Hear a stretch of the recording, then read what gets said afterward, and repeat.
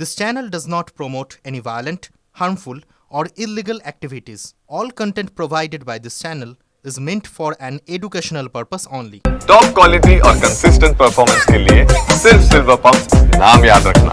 অন্যদিকে আবারও হামলা, ট্রেন হাইজ্যাকের পর এবার পাক সেনার বাসে বিস্ফোরণ, এলোপাথাড়ি গুলি চলল। 90 জন পাকিস্তানি সেনাকে হত্যা করার দাবি করল বালুচিস্তান লিবারেশন আর্মি BLA। আত্মঘাতী বাহিনী মজিদ ব্রিগেড নৌশিকির কাছে RCD হাইওয়েতে পাক সেনা কনভয়কে টার্গেট করে।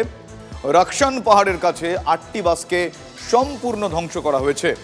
মজিদ ব্রিগেডের হামলার পরেই BLA Balochistan liberation army BLA এর ফতেহ স্কোয়াড আরেকটি বাসকে তখন ঘিরে ফেলে। তাতে যতজন সেনাকর্মী ছিলেন সকলকে হত্যা করা হয়েছে। ট্রেনের পর এবার জাফর এক্সপ্রেসের পর এবার বাসে হানা, এলোপাথাড়ি গুলি। ট্রেন হাইজ্যাকের পর এবার পাক সেনার বাসে বিস্ফোরণ। BLA এর বালুচিস্তান লিবারেশন আর্মির 90 জন পাকিস্তানি সেনাকে হত্যা করার দাবি করেছে বালুচিস্তান লিবারেশন আর্মি।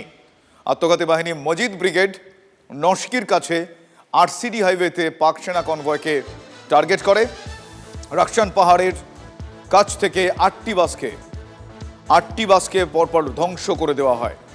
মজিদ ব্রিগেডের হামলার পরেই BLA এর ফতেহ স্কোয়াড আরেকটি বাসকে ঘিরে ফেলে, আর তাতে যতজন সেনাকর্মী ছিলেন সকলকে হত্যা করা হয়েছে। এখনো পর্যন্ত 90 জন সেনাকে হত্যা করা হয়েছে বলে খবর পাওয়া গিয়েছে। ট্রেনের কথা নিশ্চয়ই মনে আছে আপনাদের, সেই জাফর এক্সপ্রেসের পর এবার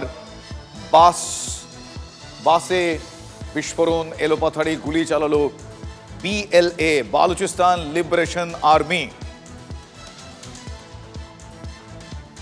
প্রাক্তন NSG কর্তা দীপাঞ্জন চক্রবর্তী এই মুহূর্তে আমার সঙ্গে টেলিফোন লাইনে রয়েছেন। দীপাঞ্জন বাবু, আমি আপনার কাছ থেকে আরো একবার জানতে চাই, এর আগে ট্রেন হাইজ্যাকের সময় আপনার সঙ্গে আমার কথা হয়েছিল, এক্ষেত্রে আজকের এই হামলাকে 90 জন সেনাকে ইতিমধ্যেই হত্যা করা, এটাকে ঠিক কি অপারেশন হিসেবে দেখছেন আপনি? দেখুন, এই ট্রেনের যে ঘটনাটা ঘটেছিল, আমি তখনও বলেছিলাম ওটা কোনো বিচ্ছিন্ন ঘটনা নয়। বালুচের রেভলিউশনারি BLA ওরা কিন্তু বহুদিন থেকেই পাকিস্তানের শিরোচ্ছিরার কারণ হয়ে উঠেছে। এখন একটা ভয়ঙ্কর ভাবে অ্যাগ্রেসিভ হয়েছে, এবং যেরকম ভাবে দেখছেন সিরিজ অফ এরকম যে একটার পর একটা ঘটনা হচ্ছে, আমার মনে হয় না যে বালুচিস্তানকে পাকিস্তান আর নিজেদের সীমার মধ্যে ম্যাপের মধ্যে রাখতে পারবে।